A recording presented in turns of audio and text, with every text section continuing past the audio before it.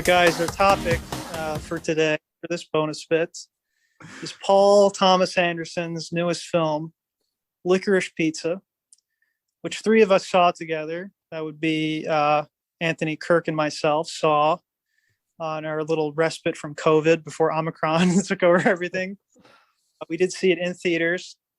We had a particular take. We were waiting for Tony's take, and I think we just wanted to get all of our thoughts out there because it was sort of a formative experience in our lives with PTA. So, who would like to go first? I can go first. I saw Licorice Pizza like January 2nd or 3rd. It's like the first movie I saw this year. Meaning to watch it ever since it came out, because I'm a huge PTA fan. I've loved like half or more of his movies, etc. So I went and I had kind of heard murmurs that maybe it wasn't great, or maybe it was not as good as the other ones.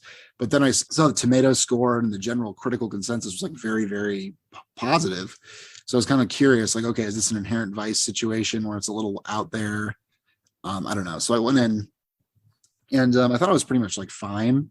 Like, I didn't like it as much as most of his movies, but I didn't hate it either. Like, I enjoyed watching it moment to moment. I thought that there were sequences that were very cool.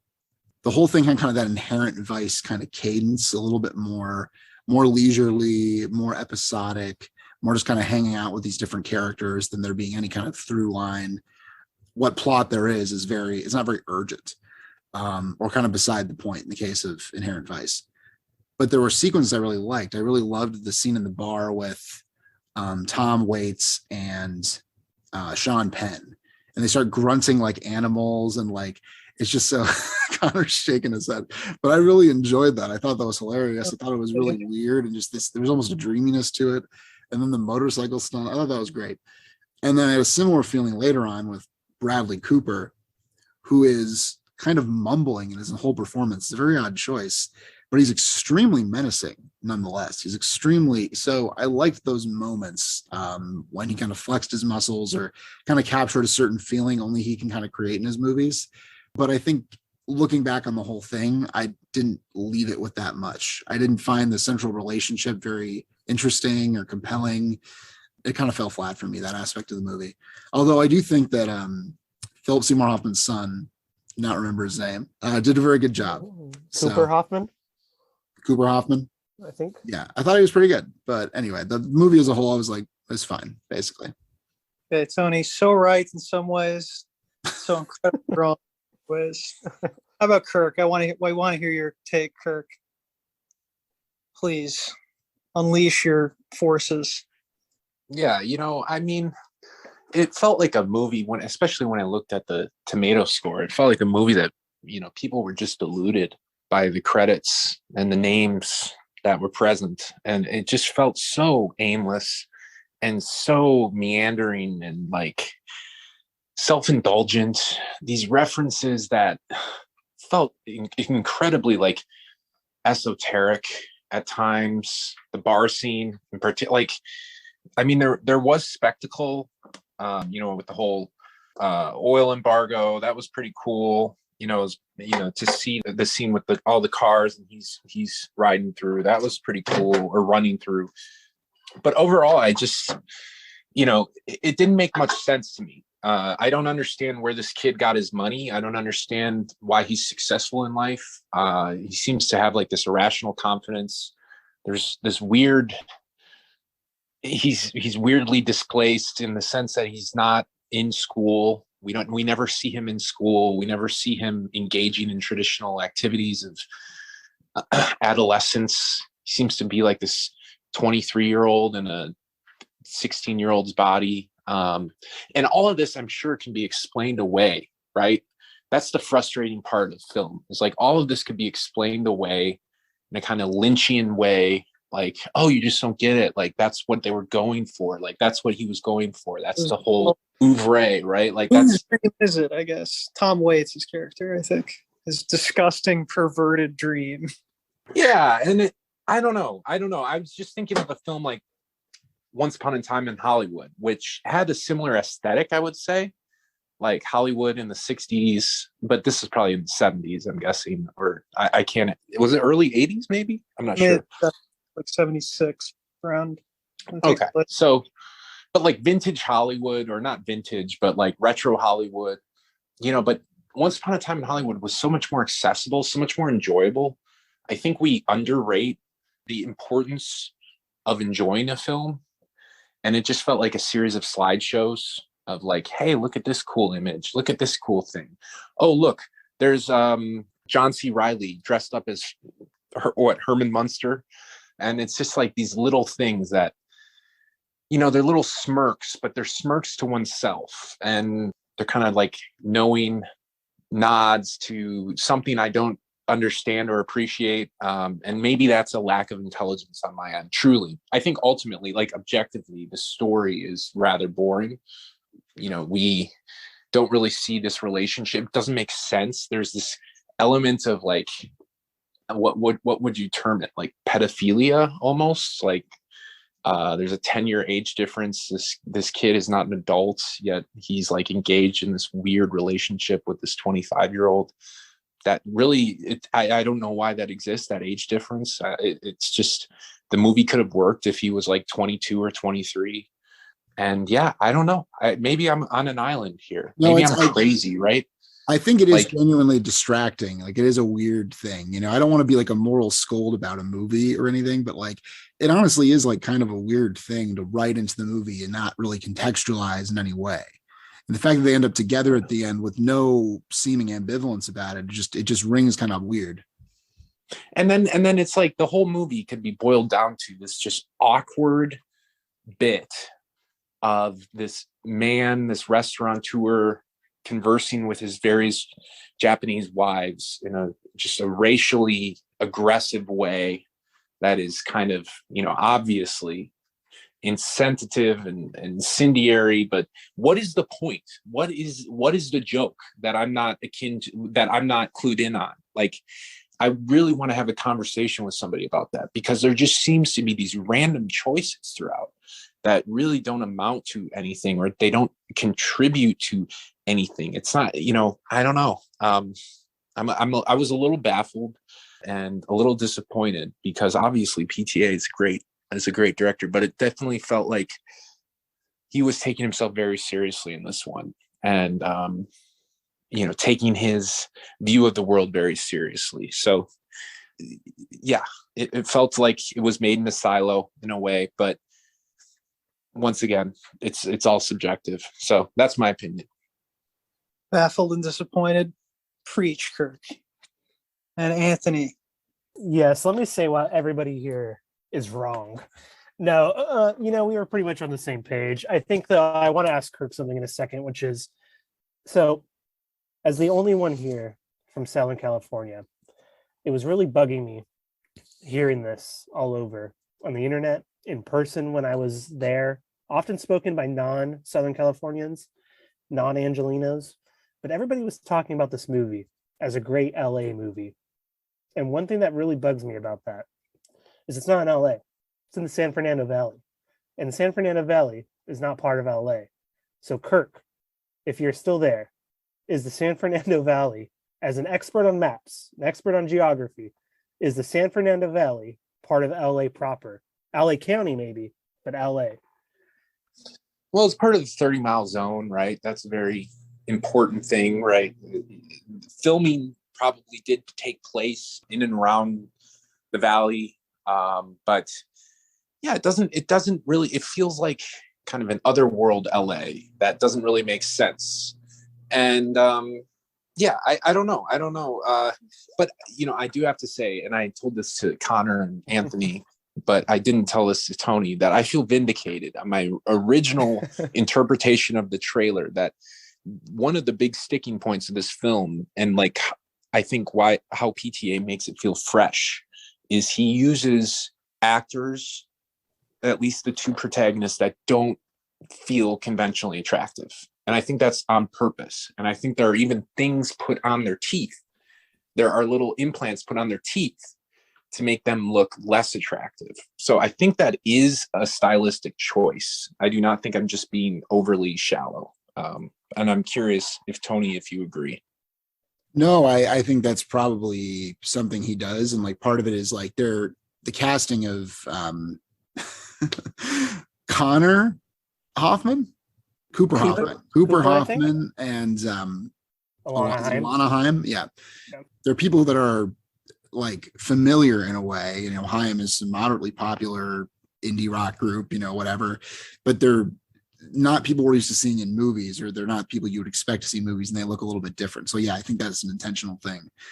The one thing Kirk said that I would typically push back on, but that in this case I actually kind of agree, is that I do think, looking at the reviews, there has to be sort of like rose-tinted goggles on a little bit. That I don't know. I just feel like if this movie were from, I mean, it's impossible to imagine it from someone else, because who would get this budget, right, to do this, whatever, but some random nobody, someone's kid or whatever. That's like an interesting question, though. It's like, why this, though? Like, why is this one the one with rose-tinted glasses, right? Because like in any other case, he's like someone that like the internet would love to tear down right now. Like everything, you know, he's checks off all these boxes of things to take down, and yet still it's the other way around. Is it the casting?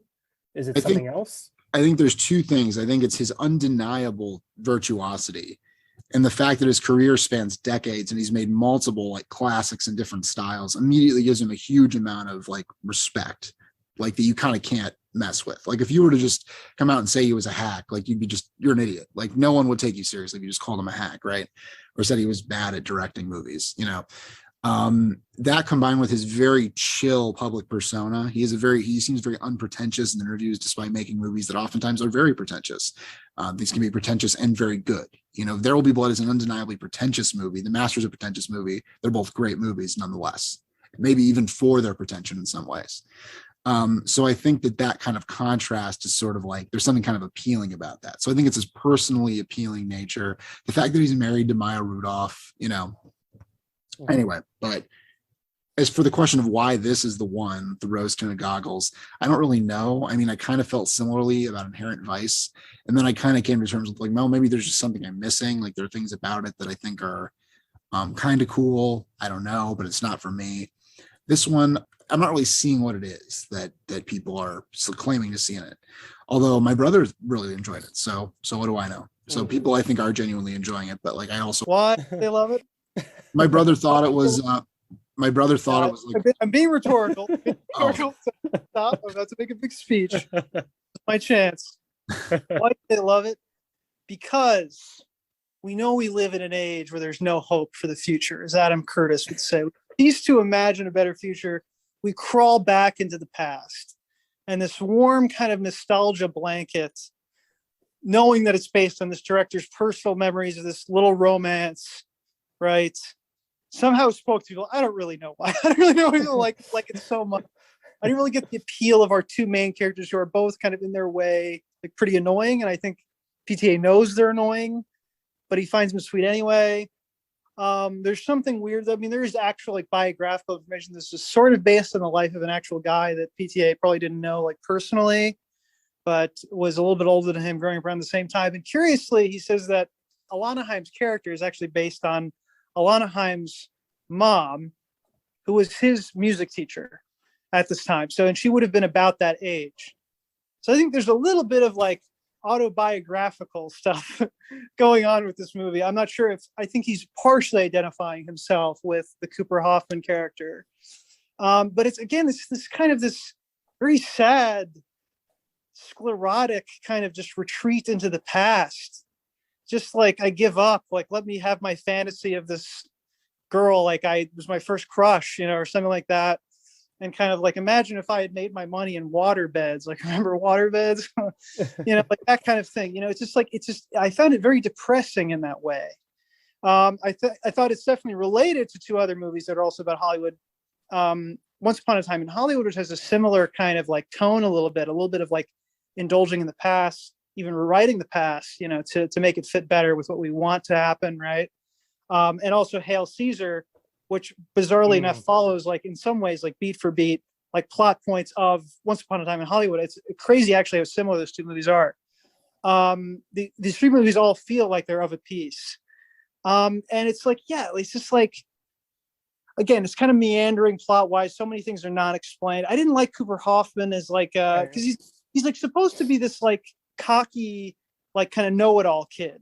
You know, he just doesn't read like that. He reads like a kind of like a kind of quiet, you know, sort of like agreeable, you know, kind of guy. You know, like it's just really weird to see him like hitting on Alana Haim in the beginning. Like it just doesn't read for me somehow. And Alana Haim I thought was good. I thought she played it pretty well. But like anyway, it's just like it's sad because also like too like Alana Haim was like a family friend. It just seems like PTA is just kind of like he's burying his head in the sand a little bit. He's turning into the past. He's not trying to imagine a future. He's not trying to find new possibilities. And I was very disappointed by that. And I really want the Adam Curtis now clip show of this in the next project. I had a very Adam Curtis like reaction, I must say. You know, and Adam Curtis is kind of right. I feel like we're exhausted. We needed our hero, you know, to get up at bat and finally make some new culture. You know, and obviously we've had lots of good new culture. I'm not saying culture is dead. We're not making progress. I'm just saying that in this case, I think there was this desperation to have PTA kind of hit it out of the park. And it was this kind of this not very confrontational, not very particularly thought-provoking, but kind of almost escapist, you know, sort of exercise that I disagree with it. You know, like I don't like it, which is weird for a director that I love so much, who directed probably, you know, I'd say probably my favorite movie of all time might be There Will Be Blood, you know, who is rare. And like, I've you know, I look through all the decades. I love the past, you know, but I still have to admit There Will Be Blood is like an amazing, you know, modern masterpiece. So it's very weird to like have this experience of the PTA film. And it's unlike Inherent Vice in that you have no excuse for kind of the unevenness of it, because it's not based on this book. Like he wrote every scene. Like, anyway, it's just very odd. And I found like even like the humor moments were like kind of cringe. Like the Bradley Cooper, it was just like, it was like trying to do like a Judd Apatow or like a Adam McKay or something like that. It was trying to be like a different movie almost, and it just didn't read. And anyway, I felt rather disappointed. But I will say, okay, let me explain to you the point of the guy who talks in a Japanese accent to his wife. This movie is all about identity as perceived by others. So that Cooper like is a child who wants to be perceived as an adult. Alana Haim is a character who is an adult that wants to be perceived as a child. Likewise, this is a kind of a weird little clue. When the guy is talking to his wife, his Japanese wife, in a Japanese like accent, it's like he's trying to imagine what she would be if he were him. Like this is kind of weird like reflexivity thing. That's what I think that's about. But again, this is because I love PTA, that I want to find the meaning in this weird movie. And but still it doesn't quite work, right? Anyway, sad. I think that's rather creative, Connor, what you've noted there. Is that your own kind of cognition, or was that something you read? Yeah, I've been trying to I'm trying to think through it, you know. Yeah, it's kind of like just a movie based on the misconceptions of others, or like our false understanding or our false confidence in our ability to accurately perceive other people. Maybe, I'm not sure, or even understand ourselves. But I would love to just ask PTA in a genuine way that didn't feel like it was trying to be argumentative. Like just ask him why this movie needed to be made. You know, maybe that. I would ask in a very polite tone of voice, why do you suck so much? Why are you a pizza? Why did you make Licorice Pizza? And then I will say There Will Be Blood is my favorite movie of all time. But yeah, I don't know. What's the title even? Have we understood what that means? Have we understood what that even? Yeah, it's a record store, right? It's like a record. Like it's a joke for like a record. Like it's a pizza made out of licorice, like a vinyl record. But it was also the name of an actual record store, a chain in the Valley at the time that have since all closed down. So like where like things were shot, that is where the store actually would have been. You know, Okay. like where the pinball place is at the end. It's like on that street. Yeah. I don't know. I feel like it wasn't properly located, like you were referencing, Anthony. It did not feel Hollywood adjacent enough. It did not feel like there was a mountain range in between the two, if that makes any sense. Or not a mountain range, I guess it's a hill, a set of hills. What are those called? pills. What's their formal name? I don't know. But yeah, I don't know. It felt a little too much like this could have been happening on Sunset Boulevard rather than in Studio City and Van Nuys or wherever they were, Encino. So anyways, that's my thought. I will agree, though, Kirk, that the unfavorable comparison to Once Upon a Time in Hollywood, because I had the same vibes from it, but like that movie was just so much funnier and more, and like, yeah, it also had some sort of like un-PC elements or whatever, but they go down easier for some reason, and I haven't quite figured out why it is. But I don't know, the whole movie I feel like is more entertaining start to finish, and it's pleasurable to sit through that runtime. This movie kind of feels longer almost, even though it's much shorter. Well, the jokes in that one are like on the surface. The jokes in PTA, it's like a New Yorker cartoon. It's kind of like, you just kind of like warmly smile to yourself and pretend it's funny, or you have to like be in on the know to really get the humor of it. Yeah. It's not a movie for everyone. And my problem is, though, that I really trust all three of your opinions on film, and you're rather aligned in certain ways. You're kind of apathetic towards it. So I do feel that there's like a central pull is missing in this film, and the idea of the romance. I'm not even like which brother is it that plays the gay councilman? It's one of the yeah. Forget which he was in Good Time. He played a disabled. Benny? I think that was supposed to be like a way for their relationship to be reflected, like for us to like understand the aligning of priorities or the vulnerability of maintaining a relationship. I'm not sure, but that whole part, it didn't work. It felt like the film was like, honestly, I don't know how long it was, but it felt like 7 20-minute films put together in a way, and it's very strange. Not a fan, really, to be honest. You're here, Kirk. You're here. Is there anything more to say? We've unloaded. We've emptied our hearts. We had to say about Licorice Pizza, Fire Beloved Pizza. Yeah. If Licorice Pizza were a video game, which video game would it be? Let's bring it back to the masses so they can understand. Okay. Let me try to explain. Yeah. So it's which Zelda would it be? How about that? Is it Skyward Sword?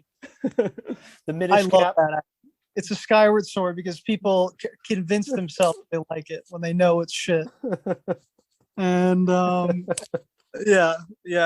No, they're trying to kind of reinvent and trying to kind of I like Skyward Sword as the Minish Cap is better. Yeah.